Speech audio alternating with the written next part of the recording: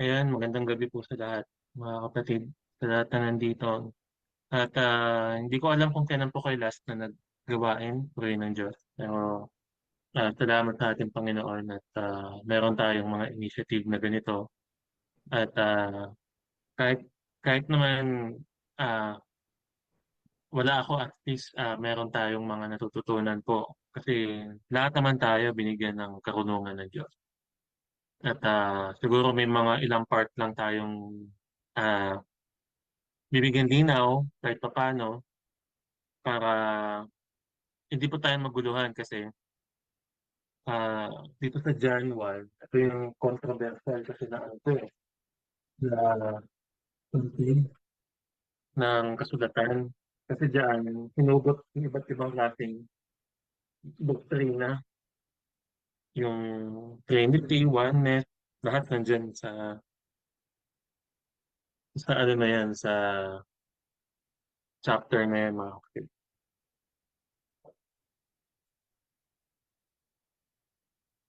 Yan.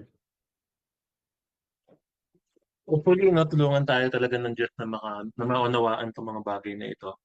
At medyo malalim lang yung ating huhukayin para makuha natin talaga yung ibig sabihin ng John 1:1 at ng iba pang mga verse, mga kapatid, regarding dito sa John 1. At uh, kailan tayo saglit, Ama, aming Diyos, salamat sa gabing ito. Kami ay malapit sa iyo ng papalinis sa aming mga puso at kaisipan.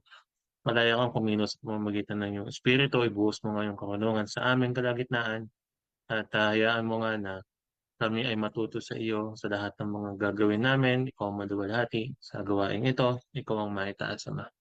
Salamat po. Kami nagpapakumbaba sa iyong harapan na wala kaming kayang gawin kung wala ang pagsama mo. At sa tunay ng dakila katapat ka sa iyong mga salita. At ito ang aming samot dalangin. Deliver sa Yahusha. Siya ako na. Hallelujah. Share ko na sa yung ano ko, yung screen ko. Sis, pwede pong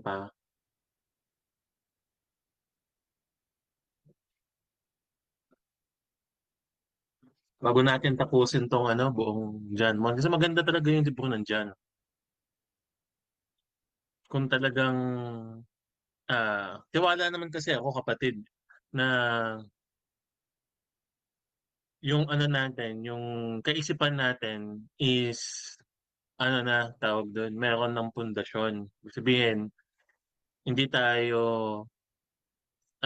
maguguluhan in a way na iiwanan natin yung dati nating yung mga pinag-aralan natin kasi ano eh, tawag doon, ang dami na nating mga pinag-usapan, pinag-aralan regarding sa kung sino ang Diyos, sino yung anak ng Diyos, kung sino ang tunay na Diyos na tinutukoy ng kasulatan, at kung sino yung Messiah, si Yahusha, na bilang tagapamagitan natin, at paano siya yung naging salita, paano nangyari yun, ano yung, sa paanong paraan siya naging salita ng Diyos, mga kapatid. So ngayon, puntahan natin ngayon yung John 1:1.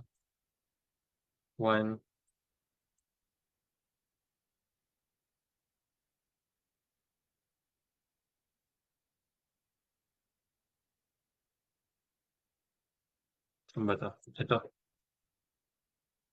And sabi dito kasi mga kapatid, in the beginning was the Word, and the Word was with God, and the Word was God. So kung itatagalog natin dyan, saan din natin sa Tagalog?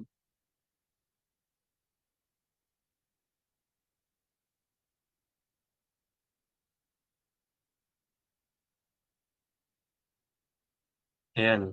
Nang pasimula ay naroon na ang salita at ang salita ay kasama ng Diyos at ang salita ay Diyos. So meron tayong mga mga tinatawag na anomalya regarding dito kasi ah kung literal natin siyang kukunin, ang ibig sabihin dito ng pasimula daw ay meron ng salita at yung salitang yon ay kasama ng Diyos. So dito, meron na tayong kaisipan na yung salitang tinutukoy daw doon ay kasama na ng Diyos. So dalawa na sila. Hindi naman pwedeng kasama ng Diyos at isa pa din sila. At dito, ito na yung medyo magulo. At yung salitang daw yon ay ang Diyos. So medyo nag-rumble-rumble na. Kasi yung salitang yon kasama ang Diyos, tapos in the end, siya din daw pala yung Diyos. So ano ba din, paano ba natin yan, ano, tawag doon, isosolve yung ganyang, at atong John 1:1 na ito?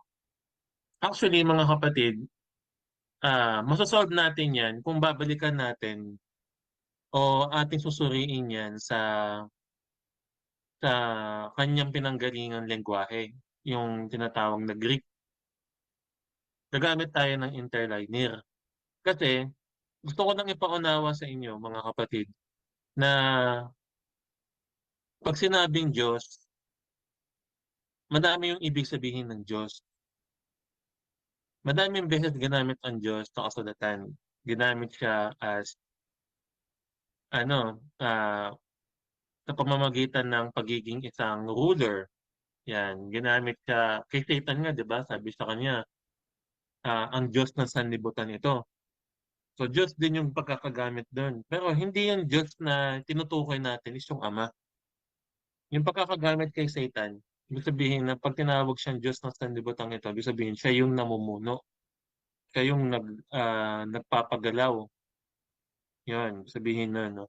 Kung titingnan natin yan sa interliner, yan, puntahan nga natin sa interliner.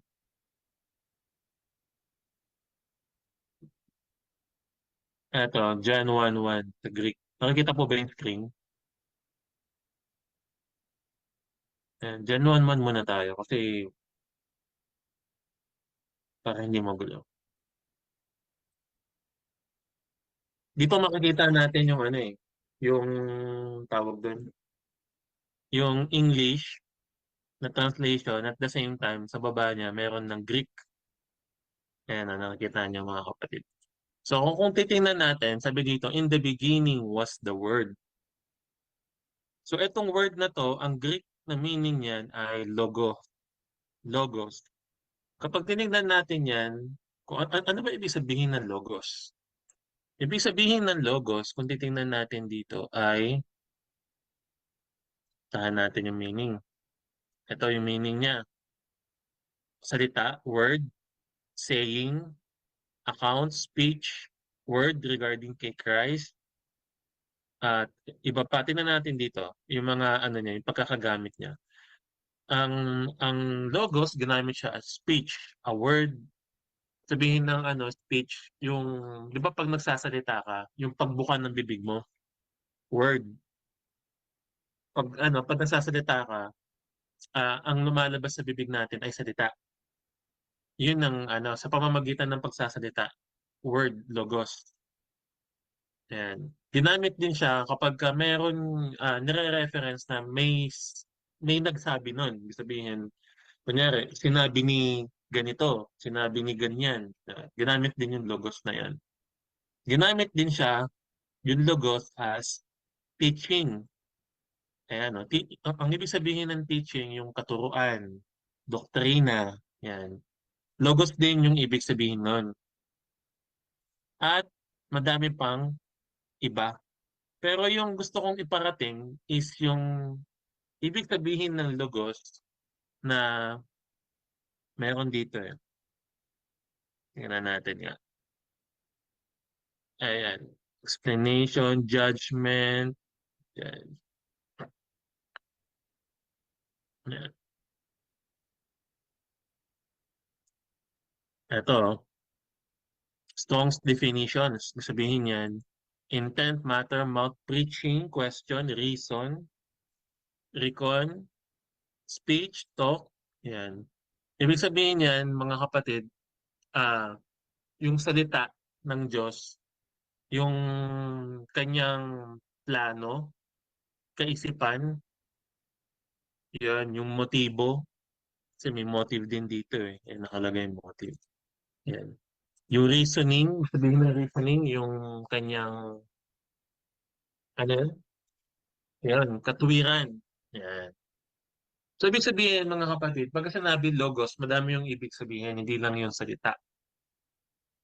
So, sa paanong paraan ginamit yung logos dito? Ibig sabihin yan, kasi tayo kapag ka nagbasa tayo ng word, kung titingnan kasi natin dito sa translation, naka-ano siya eh, naka-tawag doon, naka-capital letter yung W. So, ibig sabihin yan, ang dating sa atin yan, ano siya, parang nag-i-indicate siya ng tao, nag-i-indicate siya ng person, itong word na ito, mga kapatid. Pero kung titingnan natin kasi sa Greek, kung babalikan natin itong Greek, oh, I hope ano, ang tawag doon, maunawaan natin yung ibig ko sabihin. Kung titingnan natin yung Greek, mga kapatid, wala kasing capital letter dyan sa Greek. Ayan, oh. En, ho, logos, kai, ho, logos, en, pros, ton, theon, kai, theos, en, ho, logos. Wala tayong makikitang capital letter dyan. So, ibig sabihin, yung capital letter na yan, nag-e-exist lang sa translation ng English para ma-emphasize ng nagta-translate yung gusto niyang palabasin. Gusto niyang gusto niyang kunyari, ina-emphasize niya yung word, ginawa niya siyang proper na parang kinapital niya, di ba? Oo, para mag-ano siya, mag-shine siya, para ano siya. At dito, mga kapatid, kung titingnan natin, so alam na natin ibig sabihin ng word. Ibig sabihin ng word, ah, ang ibig sabihin ng word sa sa Griego ay logos, na ang ibig sabihin ng logos ay maraming ibig sabihin. Yung isa nun ay yung kaisipan, katuwiran, yung ah yung salita, yan, kasama din yun, no? So, all in all, ibig sabihin yan yung buong blueprint ng Diyos, kaisipan, yung ah plano, word, yun yun, mga kapatid. So dito, meron din tayong titingnan, yung Theos. Ito, Theos. Kung titingnan natin, ang ibig sabihin ng Theos, ayan, Theos. Ang ibig sabihin niyan ay, eto, God or Goddess. Tingnan natin, ha. So, sa English, ginamit siya as God or Goddess. So, ibig sabihin, ah, pag sinabing God sa scripture, madaming ibig sabihin pala nun. Kahit naman sa salitang Tagalog, pag sinabing Diyos. Pag ginawa mong maliit yung D, hindi na yun tumutukoy sa Diyos nating Ama na nasa langit. Kasi maliit yung D. Pag malaking D, ibig sabihin yun, iisa lang yun. Unique. Kaya naka-capital letter yung D, mga kapatid. Ganun din sa kasulatan. Sa kasulatan, pagka tinignan natin yung translation sa Greek, hanapin natin yung pagkakagamit niya. Kasi ito, mga kapatid, itong translation na meron tayo, ano yan, ah, nakadepende tayo sa kung paano nila yon tinatranslate yung binibigay sa atin. So, nasa mercy tayo nung nagtatranslate na yon. Hindi naman mali na pagkatiwalaan natin, mga kapatid. Pero pagka meron tayong nakikitang mga anomaly o parang merong mali, parang may gusto kang ah, linawin, pwede nating balikan yung pinanggalingan niyang Griego, mga kapatid. So alam na natin yung ibig sabihin ng word. Ang Theos, ang ibig sabihin ng Theos, saan na ba ako kanina? Saan na ba ako? Ito, Theos.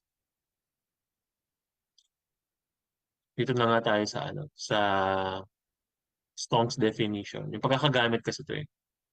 Yan.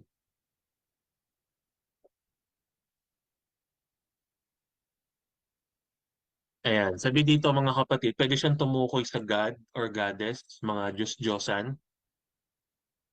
Pwede siyang tumukoy sa yung Godhead,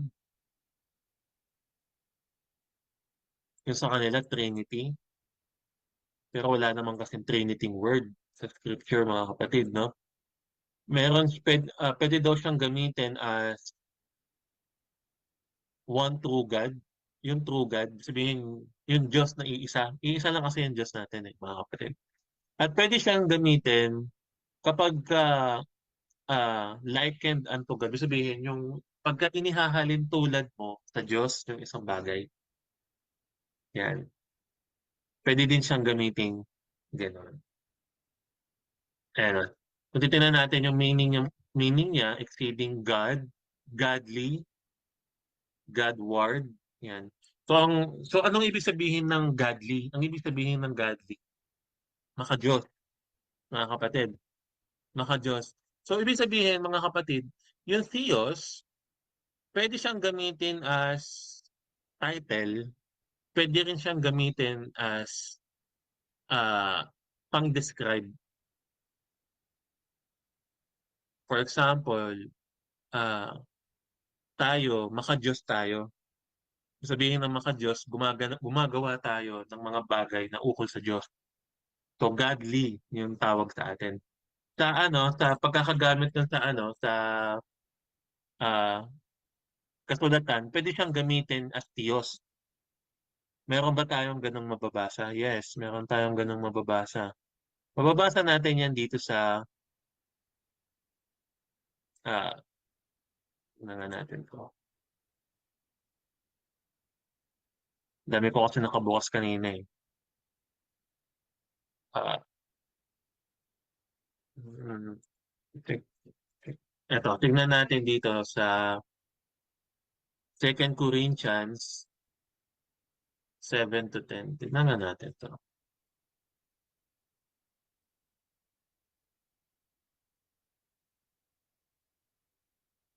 Wait lang mga kapatid.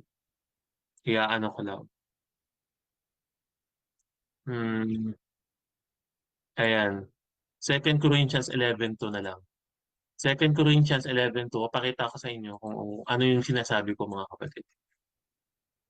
Kung titingnan natin sa Second Corinthians 11:2, 11:2. Yan. Ayan, no? Sabi niya dito, Second Corinthians 11:2, I am jealous for over you with godly jealousy. So dito makikita natin, yung ginamit diyan na word ay kaparehong word na ginamit dito sa John 1:1. Ano yun? Theos. Pero ang pagkakaiba nila, etong nasa John 1:1, ang pagkakagamit sa kanya ay noun o tumutukoy sa titulo.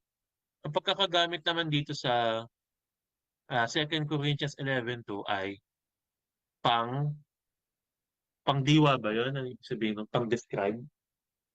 Yan. Description, godly. Sabihin niya sa Tagalog, maka-Diyos. Tinanga natin yan sa sa sa MBB tag, kung maka-Diyos nga yung ibig sabihin niyan.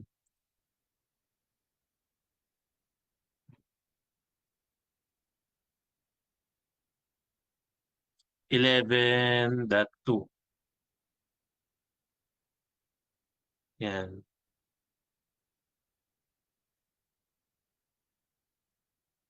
Ano sabi dito? I am jealous for over you with godly jealousy. Nag-aalala ko sa inyo tulad ng pag-aalala sa Diyos. Parang hindi gano'n yung pagkakasabi, mga kapatid. Tingnan natin dito sa ang dating Biblia. Ayan. Sapagkat ako'y naninibugho sa inyo ng panibughong ukol sa Diyos. Ibig sabihin, pang-describe to. Pang-describe tong dinidescribe niya. Yung paninibugho niya ay katulad ng paninibugho ng ukol sa Diyos o maka-Diyos, no? Ukol sa Diyos. Ganon, mga kapatid. So, description, godly, pero same ng word na ginamit. Kasi nga, ang theos kasi, mga kapatid, pagka binalikan natin yung theos, ang marami kasing ibig sabihin ng theos. God, Diyos, maka-Diyos, pang-describe, depende to kung paano gagamitin sa isang word. Sa isang sentence mo. Naunawaan po ba? Kapag sinabing God, madaming ibig sabihin yun. Hindi lang ibig sabihin nun is tumutukoy na sa Diyos Ama nating nasa langit. May ibang God na yung Diyos ng mga hintil, yung Diyos ng mundong ito. No? Lahat yon ginamit doon ay Diyos. So tingnan nga natin kung kung same nang ginamit yun dito kay Satan. Tingnan nga natin. 2 Corinthians 4:4. Sa 2 Corinthians 4:4, sabi dito, in whom the God of this world hath blinded the mind of them which believe not.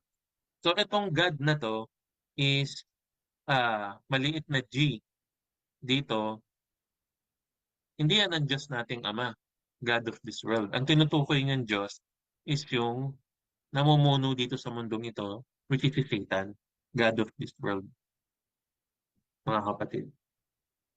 Yun nga ba talaga? Basahin nga natin sa Tagalog, mga kapatid. 2 Corinthians 4. Ayan.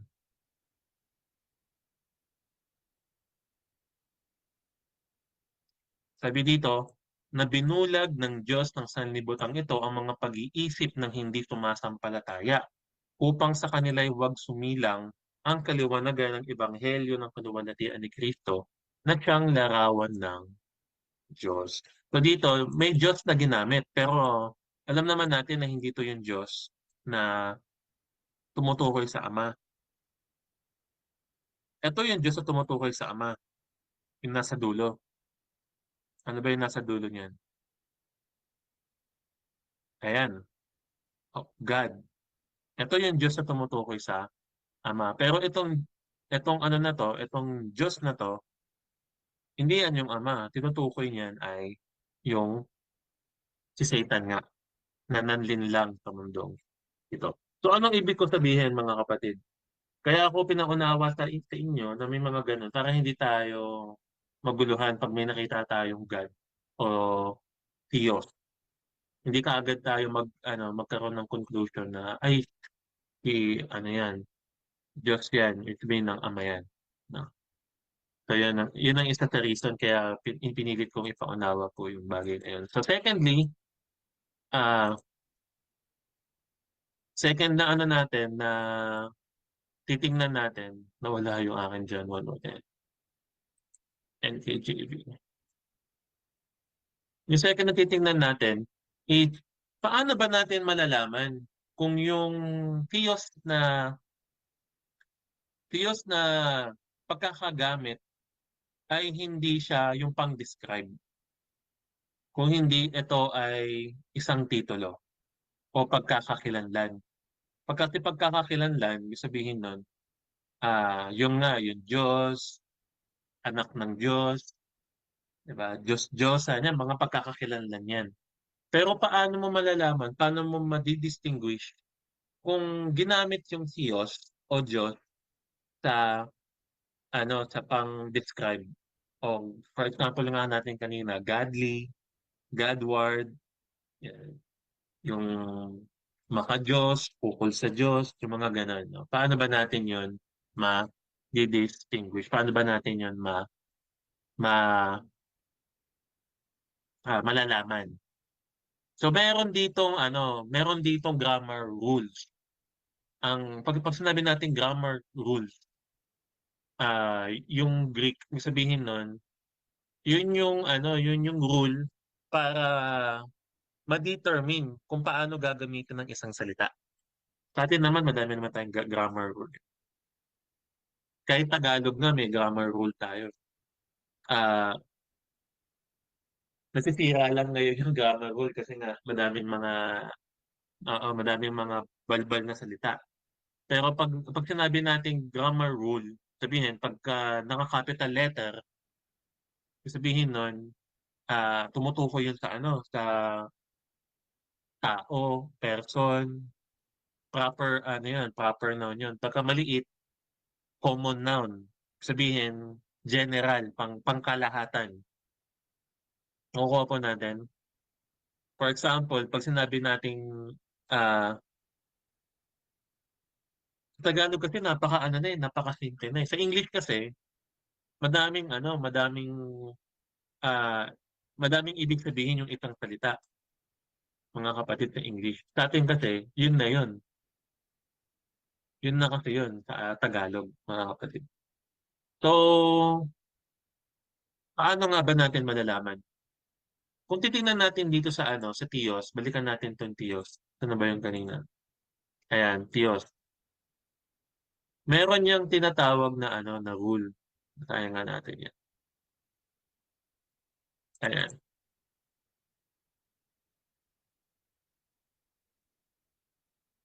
sa dulo yan eh.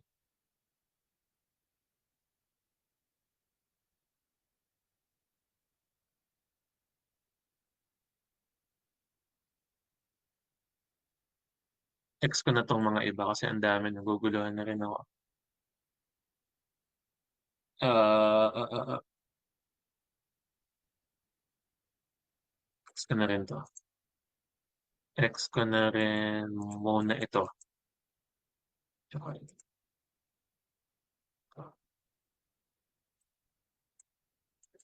Ayan, search natin ulit.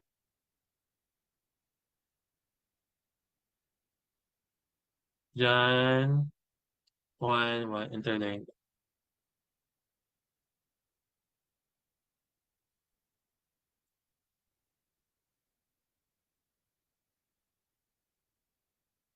Tios.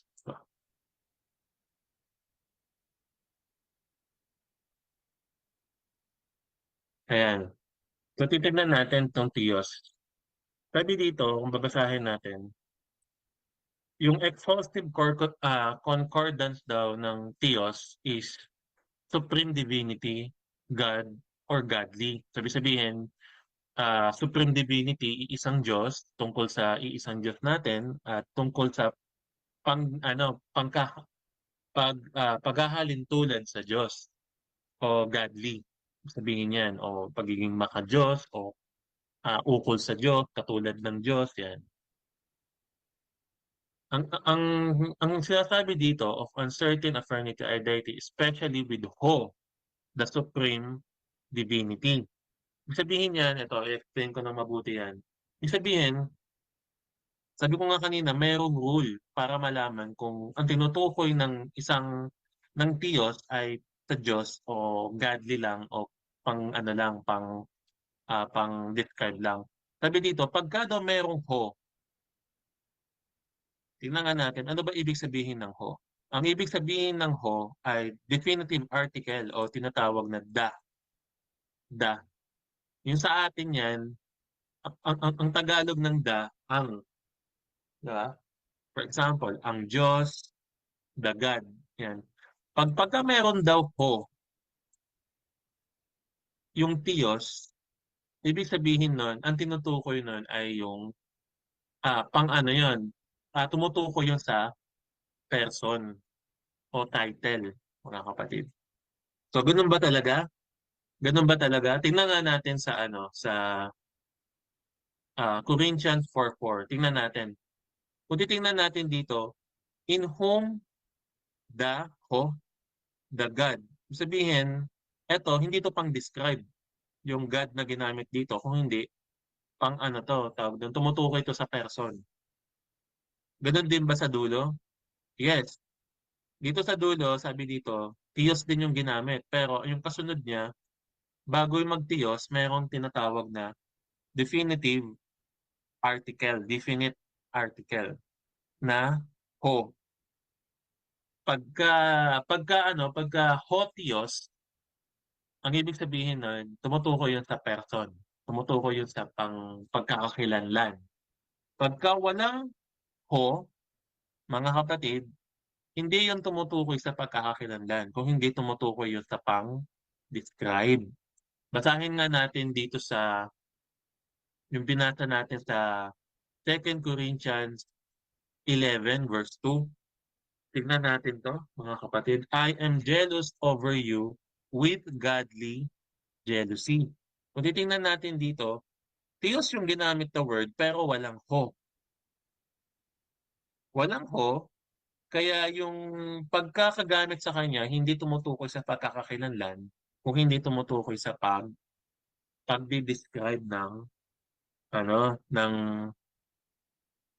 tawag doon, tungkol sa pag-describe ng ukol sa Diyos.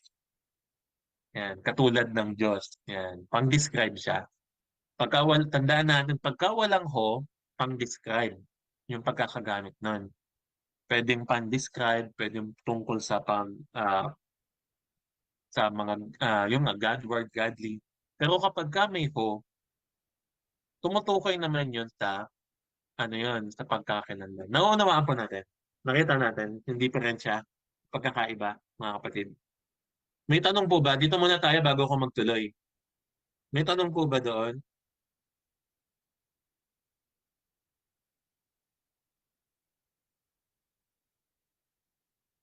Sino pong may tanong?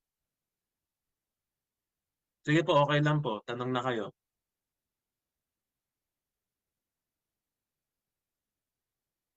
Wala naman? Okay naman kayo? Okay pa? No? Nasusundan po po ba? So Mm-mm. pagka may ho, ano yun, tumutukoy yun sa ano, person, titulo. Pagka walang ho, pang-describe.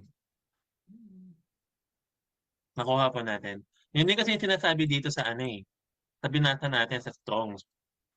Yan. Sabi dito, especially with ho, the supreme divinity. Sabihin ng kapag ka may ho, tumutukoy yun sa supreme divinity o sa ating iisang Diyos. Pwedeng sa iisang Diyos, pero pwedeng hindi rin sa iisang Diyos. Bakit? Kasi kung babasahin natin tong 4:4, ginamit din yung ho, Theos, kay Satan. Ito, the God. Nakuha pa natin. Ha? Tumutukoy sa being. Sabihin sa person, yan, tumutukoy yung doon. Ayan, no? So, meron na tayong idea. So, kung babalikan natin yung John 1:1, balikan natin yung John 1:1. Ano ang sabi dito? In the beginning was the Word. So, yung word sinundan ng the, ang ibig sabihin nun, tumutukoy ito sa definitive, definite na article. Ibig sabihin ito, hindi siya pang describe. Kung hindi, tumutukoy talaga sa isang salita talaga, word, o kaisipan, o ganun, speech. Ganun. Hindi siya pang describe. Ayan, o. Inulit pa the word. Ayan. So dito, titingnan natin. Sabi dito, and the word was with God. So ito, sinundan niya yung ho. Yan, no, may ho dito sa ano, sa ah, bago mag-Diyos, mag-God. Ho Diyos, the God. Yan. So dito, yung the God dito, alam naman natin kung sino to, yung supreme divinity o ang ating Diyos Ama. Pero dito, mga kapatid, yung sinundan niya, and God was the Word. Kung titingnan natin tong God, tong Diyos na nandito, hindi siya sinundan ng ho. So anong ibig sabihin nun, mga kapatid? Pag hindi Describe. siya sinundan ng ho, anong ibig sabihin nun? Sige nga po. Na-describe po siya na God. Pero, ha? So ang gamit sa kanya, hindi God, kung hindi godly. Ah, Godly, pang-describe. Sabihin yan, and godly was the word. So ibig sabihin ng godly, ukol sa Diyos, maka-Diyos, or in short term ay divine. Divine. So meron ba tayong translation na ganun yung ginamit? Yeah. Kung titingnan natin dito sa John 1:1,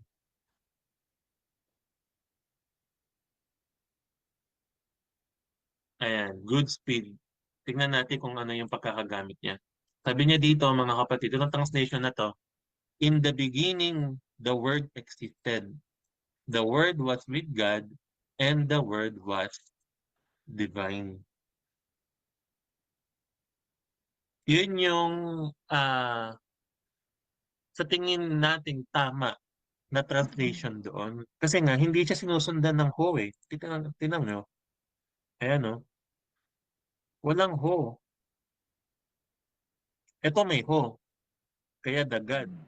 Kaya tumutukoy ito sa Diyos natin. Pero ito, wala siyang ho.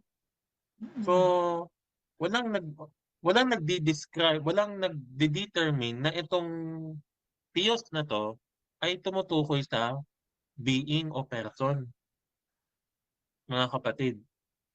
At pwede siyang gamitin natin as pang-describe. Godly, divine, di ba? Nakuha po ninyo? So, ang pagkakaunawa ko dito, ito yung tamang translation dyan. John 1:1-3. John 1:1. In the beginning, the Word existed, the Word was with God, and the Word was divine. Pag tinagalog natin yan, nang pasimula ang salita ay, at nang pasimula ay ang salita. Ang salita ay kasama ng Diyos. At ang salita ay maka-Diyos. Ukol sa Diyos. Yan. Sabihin, divine. Ano ba ibig sabihin ng divine? Diyos. Ayan, no? God-like characteristic of God. Sabihin, yung ano nga, ukol nga sa Diyos. Parang Diyos. Ano, tawag doon, kahalintulad ng Diyos. Ganon. Ganon yung ibig sabihin nun, mga kapatid. So, yun ang una kong gustong ipaunawa po sa inyo. So, meron ba tayong katunayan na sa ibang mga translation ay ganun din yung pagkakagamit? Pagka tumutukoy sa God, so tingnan nga natin dito sa Matthew 4:3. Ayan, tingnan nga natin dito. Meron ditong God. Ayan. Ayan, no? Of God. So merong sumusunod sa kanya na of o to, the. Ayan, no? May the na tumutukoy na sumusunod sa kanya. Ibig sabihin nito, hindi to pang describe. Kung hindi, ito ay tumutukoy sa being. Next, tingnan nga natin sa iba pa. Kunyari ito, Matthew 4:10. Tingnan nga natin. Ayan. Theos, Theon, God. Ano sumunod sa kanya? The. So, ibig sabihin ito, hindi siya pang-describe. Kung hindi, hindi siya godly. Ang ginamit dyan ay God talaga. Theos. Mayroon pa bang isa? Ito, last na lang. Ito, Matthew 9:8. Ayan o. May ton. Ibig sabihin ng ton ay the. The pa din. Ayan o. Ibig sabihin ng ton. Ibig sabihin, ah, hindi siya pang-describe kung hindi pang identify ng being. Nakuha po natin mga kapatid. Yun yun dyan, 1:1. So, hindi siya yung pareha silang, iisa silang Diyos dito. Yung word, pati yung, kasi ano na yun eh, parang magulo na siya eh, no? Yung salita, kasama niya ay Diyos. Tapos yung salita pala, siya din pala yung Diyos. So, magiging kalalabasan nun, dalawa yung Diyos. Di ba? Yung isa, dinidescribe siya as kakalintulad ng Diyos. Godly, divine, mga kapatid. Sabi dito, tutuloy natin, Tagalog na lang para sa may Tagalog natin. Ito na, ano nyo na to eh. Parang tama na naman yung ano nyo po, mga kapatid. Yung nilista ni Sister Rachel. Okay na siya eh. Dapat simula kasama na ng Diyos ng salita. Bakit? Dahil, bago pa likhain, syempre, ang Diyos kasi natin ganito eh, no? Bago siya lumikha, meron na siyang plano. Meron na siyang kaisipan. meron na siyang gusto, siyempre, sa atin nga, bago ka gumawa, meron kang nasa isip mo na eh. Bago ka gumawa ng isang bagay, gumagawa ka muna ng blueprint, gawa ka ng building. Hindi naman pagka gumawa ka ng building, kung ano lang maisip mong ilagay doon sa building, di ba? I-ano mo na kaagad eh, salpak mo na ng isalpak. Ang Diyos, meron siyang logos na tinatawag, meron siyang plano, meron siyang kaisipan. Bago siya magsalita, nasa isip na niya lahat. Actually, bago pa nga, ano eh, likhain ng sanlibutan, nasa isip na tayo ng Diyos. Pinili na tayo ng Diyos bago pa likhain yung sanlibutan. Sabi dito sa,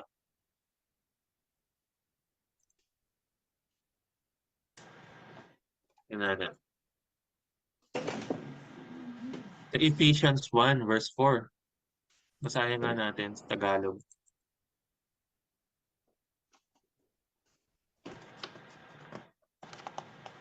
Ayan, no? Ano natin, sa mababaw. Ayan, no? Bago pa likhain ng sanlibutan, ay pinili na niya tayo upang maging kanya sa pamamagitan ng ating pakikipag-isa kay Kristo at upang tayo'y maging banal at walang kapintasan sa harap niya. So ang Diyos, meron ng mga pinili bago pa gawin lahat ng bagay. Meron ng plano ang Diyos bago pa gawin ang libutan. Meron pa bang iba? Tingnan nga natin, meron pa yatang iba na verse.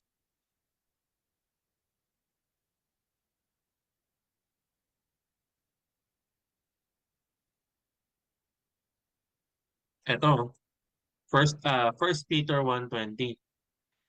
So yung una tayo, no, mga kapatid. Ito, yung pangalawa, tumutukoy na to kay Kristo. Sabi dito, itinalaga siya ng Diyos bago pa nilikha ang daigdig at alang-alang sa inyo ay ipinahayag sa mga huling araw na ito. So tama yung sinasabi ng ng kasulatan na sa John 1:1 na sa pagsimula ay kasama na ng Diyos ang salita. Bakit? Kasi bago palikhain ng lahat, sabi dito sa sa unang Pedro 1:20, itinalaga na ng Diyos si yung salita na yon, yung si Yehusha, mga kapatid. Nilikha ang lahat ng bagay sa pamamagitan niya at walang anumang nilikhang nalikha ng hindi sa pamamagitan niya. Eh.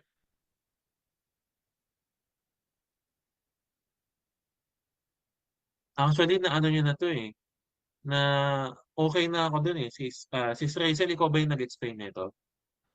Hmm? Na-share ko lang po yung kapatid. Yun rin nakalagay siya. Kasi yung notes mo, okay na po siya na na okay naman po siya. Wala naman akong nakitang mali doon sa mga na ano po ninyo. Babasahin ko lang ulit to. Pero meron ako dito ang gustong linawin. Ito, yung 18. Ayan. Yung 17, tsaka 18. Kasi itong 17, 18 na to, ano to eh, tawag doon, sinasalang-sang to ng kaaway. Itong mga verse na to. Unahin natin yung 17. Tanggalin ko na po itong sa Greek, mga kapatid. Kasi ano naman, tawag doon, naunawaan na naman po ninyo yung ibig ko sabihin. Kung merong magtanong na wala namang ganun translation, merong translation na ganun. Yung nga, yung good speed, ganun yung pagkakatranslate, mga kapatid. At meron pa mga iba, hindi ko na lang iniisa-isa. May mga iba pa na ganun yung pagkaka-translate sa John 1:1. So eto, mga kapatid, sa John 1:17, sabi dito, ibinigay ang kautusan sa pamamagitan ni Moises. Ngunit, sabi dito, ngunit dumating ang kagandahan loob at katotohanan sa pamamagitan ni Jesu Kristo. So dito meron tayong makikita na parang ang ibig sabihin yung kautos, parang ito parang ang dating nito yung kautusan at yung kagandahan loob at katotohanan nagko-contradict na yung parang parang yung kautusan binigay kay Moses, ngunit dumating ang kagandahan loob at katotohanan. Parang yung kautusan ni Moises, walang kagandahang loob at katotohanan. Nakuha niya? Parang parang yung pagkaka-translate sa kanya, parang parang hindi maganda. Hindi ka pakipakinabang yung kautusan na ibinigay sa pamamagitan ni Moises. Ano ba yung mga kautusan na ibinigay sa pamamagitan ni Moises? Kasama doon yung Ten Commandments, mga kapatid. So, ibig sabihin, ah, Hindi, hindi kagandahan pag loob kasi yun. ngunit yung yung ginamit natin diyan, pag ngunit yung ginamit natin diyan, mga kapatid, ibig sabihin nun, salungat doon sa una niyang sinabi. Di ba? Kunwari, Mhm. bigyan ako ng isa. Di ba? Parang, mabait siya. Ngunit, ibig sabihin ng ngunit, yun, tawag nun, i-contradict nun, yung una mong sinabi. Nakuha niyo? Pagka ganun yung ginamit, mga kapatid, ibig sabihin nun, may kapintasan, may mali doon sa una mong sinabi. Parang pang ano mo lang yun, para hindi siya masaktan. Kunyari, maganda siya, ngunit masama naman ugali. Parang ganun. No? So, kino-contradict mo yung una mong sinabi. So, ibig sabihin dito, yung kautusan, pagka ginamit mo yung ngunit, diyan, ay, ang kalalabasan nun, walang kagandaang loob at hindi nasa katotohanan ang Mhm. kautusan na ibinigay kay Moises, mga kapatid. So ano ba yung, tingnan natin sa ibang translation, baka naman iba yung ginamit. Tingnan nga natin sa dating Biblia.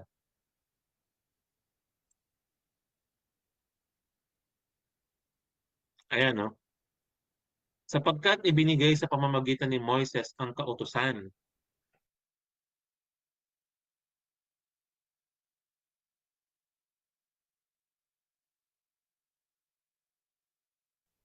ang biyaya at ang katotohanan ay nagsidating sa pamamagitan ni Heso Kristo, Yahushua HaMashiach.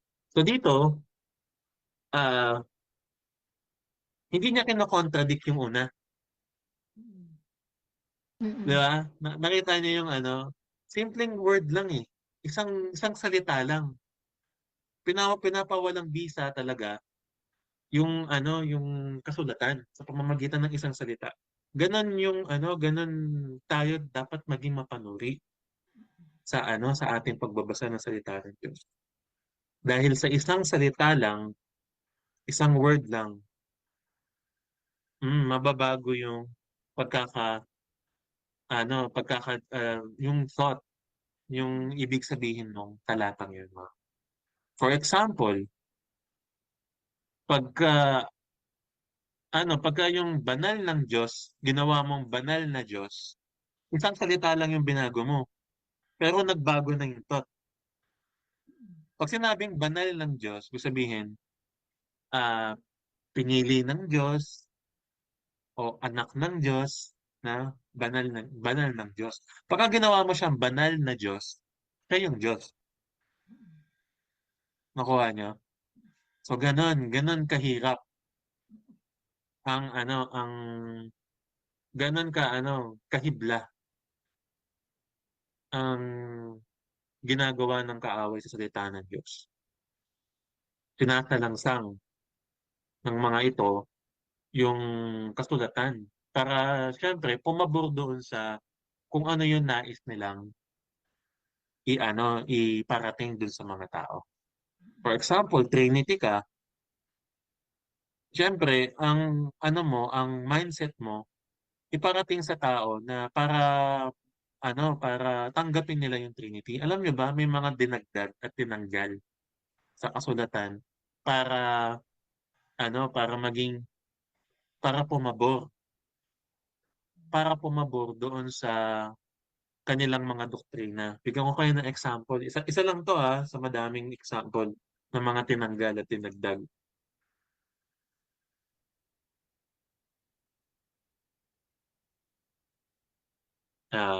Wait lang.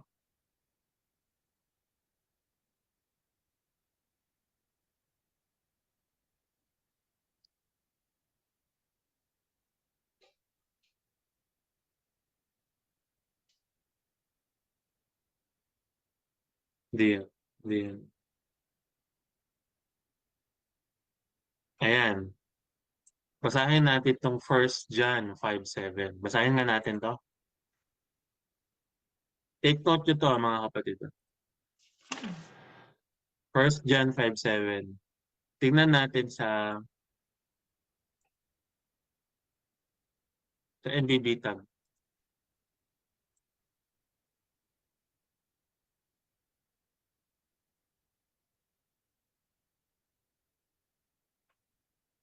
Basahin natin, ha. Ito susuporta 'to sa Trinity. Bakit? Kasi kung babasahin niyo, unang Juan 5:7-8, tatlo ang nagpapatotoo sa langit, ang Ama, ang Salita, at ang Espiritu Santo. Ang tatlong ito'y iisa. Nakuha niyo? Mm. So, pwede siya sa Trinity, no? Pwede rin siya sa Oneness. Kasi sa Mm. Oneness naman, tatlo, iisa din naman sila eh. Mm. Kapahayagan sa tatlo. Pwede rin naman sa Trinity kasi tatlo, magkakaiba sila pero iisa silang Diyos. Mm. Pero dito, tawag doon, napakalaking ebidensya na to na meron talagang Trinity. Tatlo, naging isa eh. Tatlong ito'y iisa. At mayroon tatlong nagpapatotoo sa lupa. Ang Espiritu, ang tubig, at ang dugo. Ang tatlong ito ay nagkakaisa. So ang tanong, eto ba ay naisulat talaga o idinagdag lang? Basahin natin, ha. Sabi dito, A, sabi dito, sa ibang manuskrito hindi nakasulat ang mga salitang ito. So ibig sabihin, sa ibang manuskrito, walang ganyan. Ang Ama, ang Salita, at ang Espiritu Santo ay ang tatlong ito iisa. Walang ganyan sa iba. Patunayan nga natin na walang ganyan sa iba. Balikan natin yung ang dating Biblia. Ang nakasulat dyan, at ang Espiritu ang nagpapatotoo sapagkat ang Espiritu ay katotohanan. Nakita niyo yung pagsalangsang nila sa salita ng Diyos. Nakita niyo yung diferensya ng translation. Pagka hindi, pagka hindi natin aralin ang salita ng Diyos, ililigaw tayo ng mga translation, mga kapatid.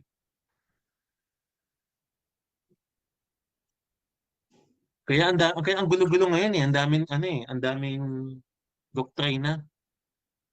Ang daming doktrina kasi nga naman nakasulat ito eh, tatlong iisa eh. Tingnan niyo kung gaano ka ilang word lang to, bibilangin ko ilang word lang to. 1, 2, 3, 4, 5, 6, 7, 8, 9, 10. 10 lang yan. Kumpara mo dito. Di ba? Sa, ano yan?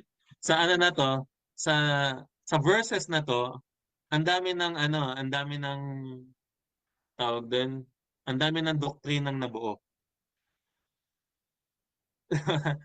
Yan palang gamitin mo, ang dami mo ng doktrina mabubuo yan. Trinity, Oneness, Unitarian, lahat ng doktrina nandyan na.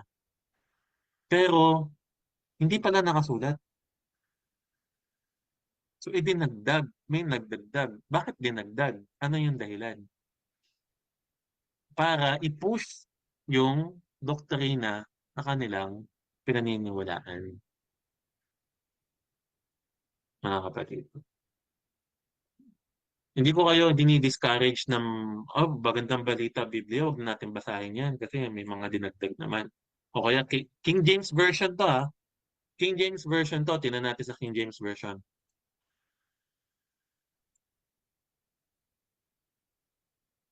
NKJV, New King James. Ayan, no? For there are three that bear witness in heaven: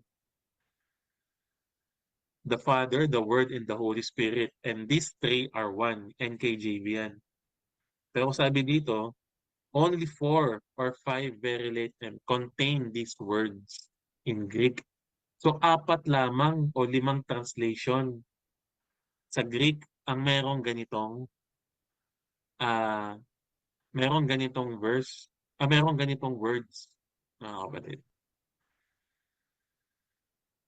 Nakakalungkot lang din, no?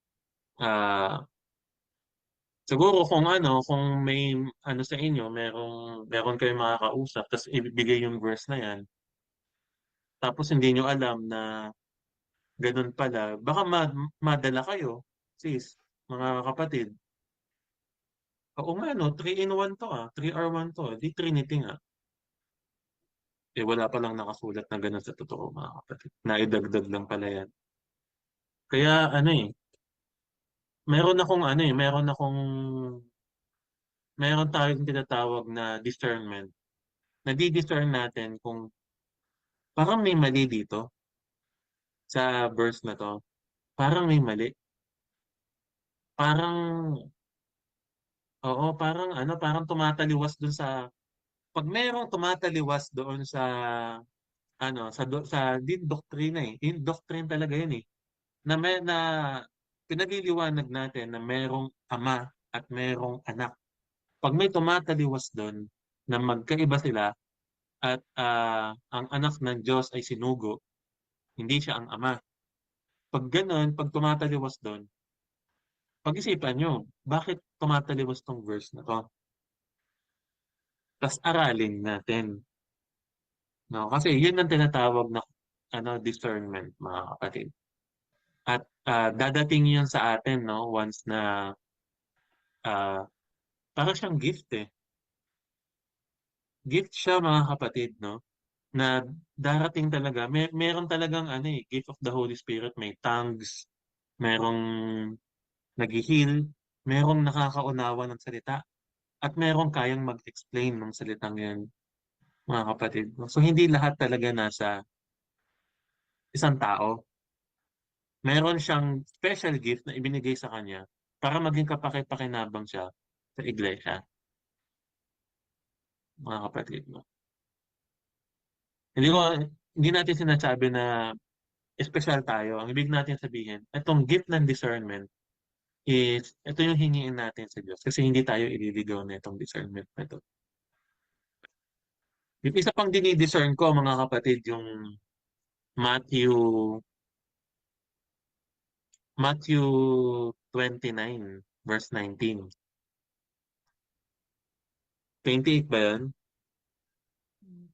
28, 19 to ano na tayo, yan nata.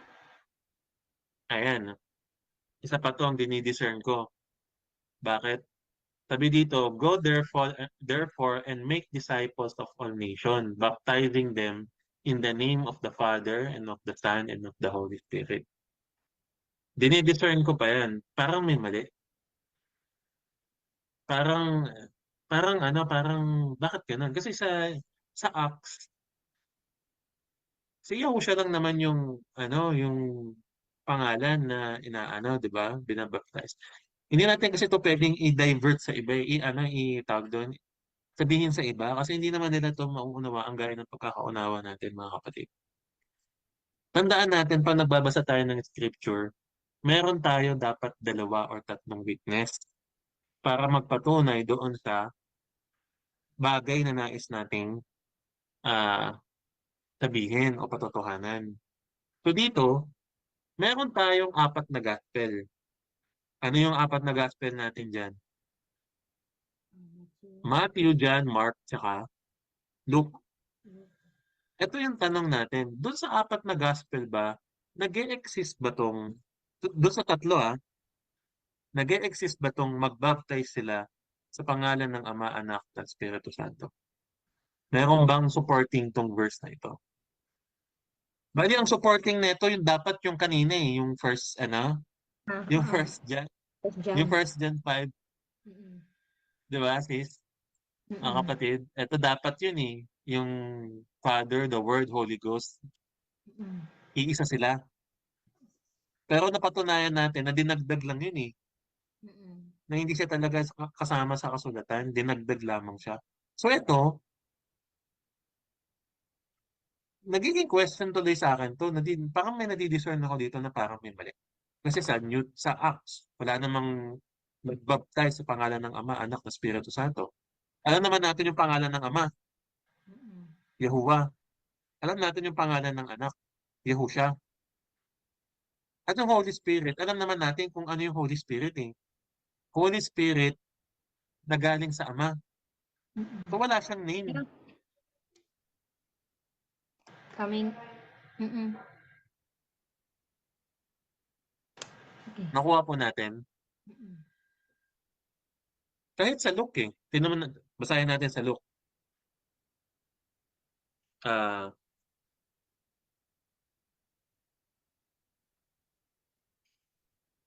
eto, basahin natin sa Luke.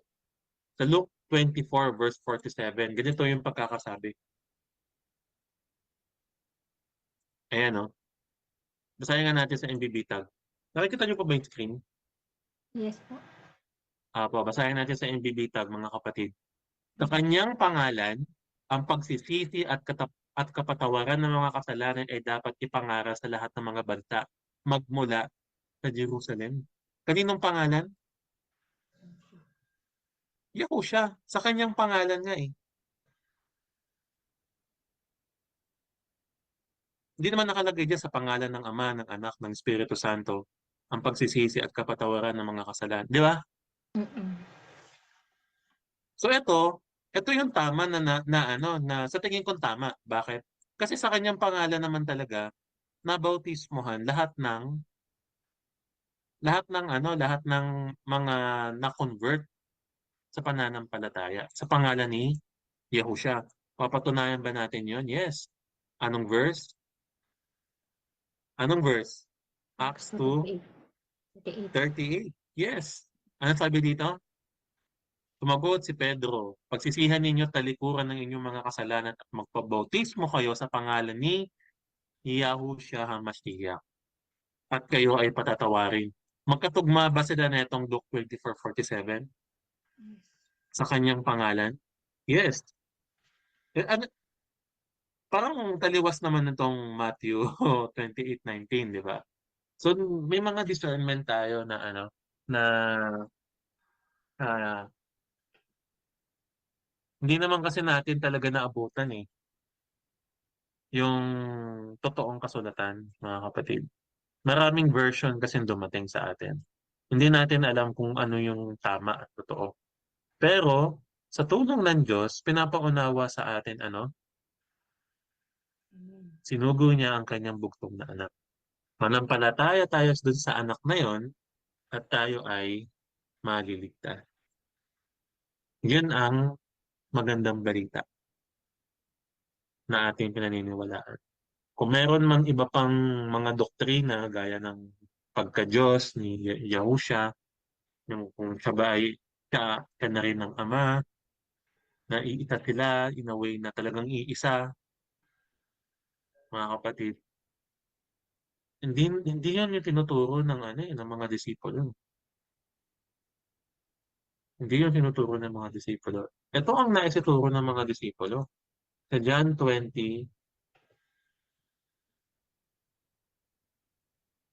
ito, MBB tag.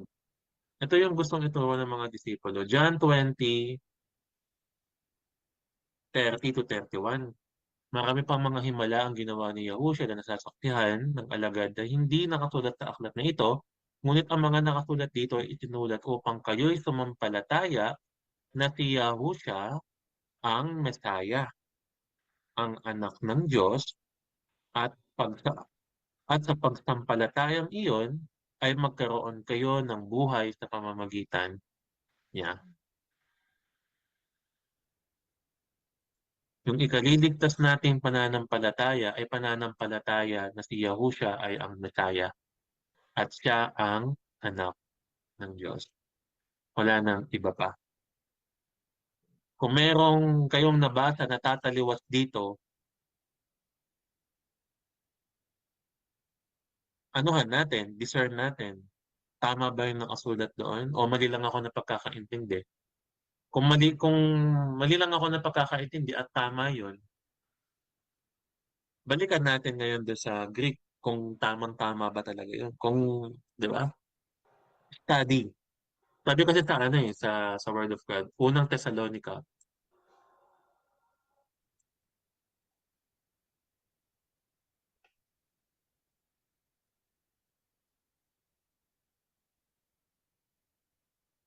eh,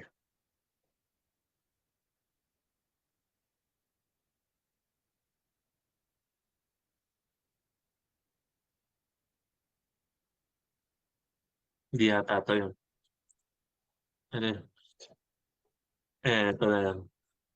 Ayan, 2 Timothy 2:15 pala.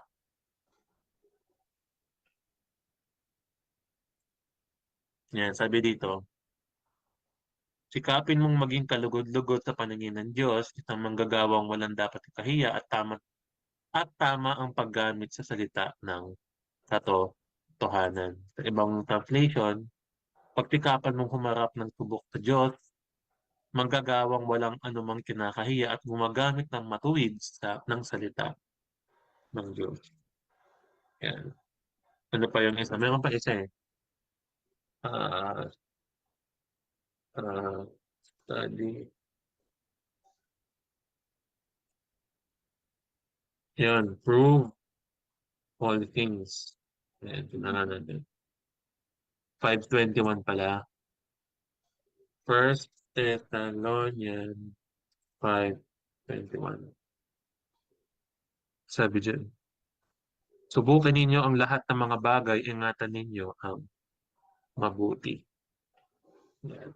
Test natin, subukin natin, alamin natin lahat ng bagay. Pero sa gabing ito, yun lang yung nais ko. Hindi na rin natanda, pasensya na po.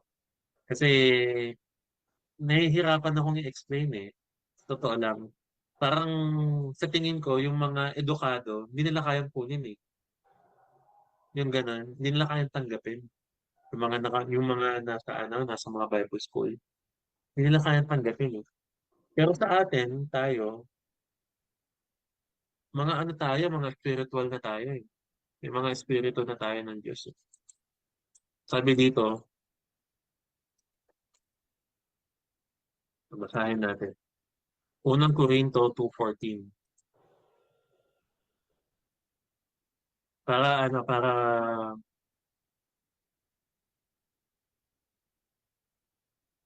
tingnan natin sa mababaw. Piling ko naman tama ito. Ayan.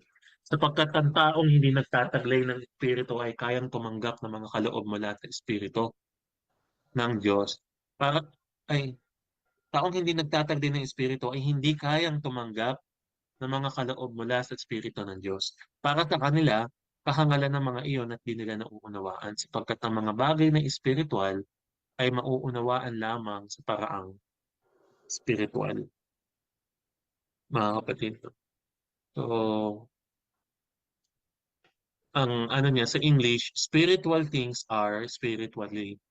should be spiritually discernment. Discernment, spiritual yun, mga kapatid. Kaya yun ang hingin natin sa Diyos. At ayun lamang, di ko alam kung masusundan pa po ninyo. Mukhang wala ng oras, makapag-try na lang po natin, mga kapatid. Or after neto, kung may question, kung may gustong i-discuss, or pag-usapan natin, pag-pray muna natin. Hallelujah. Amin Diyos, Ama, salamat po sa iyong mga salita. Salamat, Ama, dahil binigyan mo kami ng kaunawaan sa mga bagay na ito na mahirap unawain. Nahihirapan kami, Ama, na ah, malaman kung ano ang totoo sa mundong ito sapagkat kahit ang kasulatan ay ah, sinasalangsang na ng kaaway na patungo sa ah, kalikuan ng sariling mga doktrina, Ama, nais naming hindi mapalayo sa iyo sa mga katotohanan dulot mo, Ama. Turuan mo po kami kahit na hindi namin maunawaan ang kasulatan, paunawa mo po yun sa'min sa pamamagitan ng iyong Espiritu. Hinihingi namin yung discernment, sa mga bagay na ito, na aming hanapin ang katotohanan, aming hanapin kung ano yung tama, at aming alamin kung ano yung nararapat naman according sa mga salita mo. Huwag mo po kaming hayaang maligaw na sa mga salitang ito, at tulungan mo po kami na mas ma-improve pa ang aming mga kaalaman patungkol sa iyo.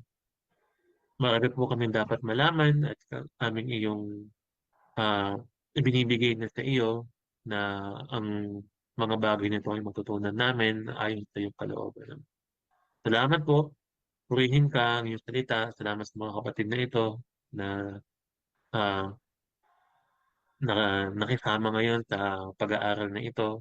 At kung hindi man maunawaan sa ngayon, I pray na unti-unti ipagka-rewind ng video na ito, unawain ulit hanggang sa maunawaan na po talaga at maisa-puso na ang mga katuruan na ito. Salamat po kung maluwalhati at maitaas sa pangalan ng inyong anak na Panginoong Yahushua. Amen. Binabalik ko na po sa iyo, Sis Rachel. Salamat po sa ating Diyos.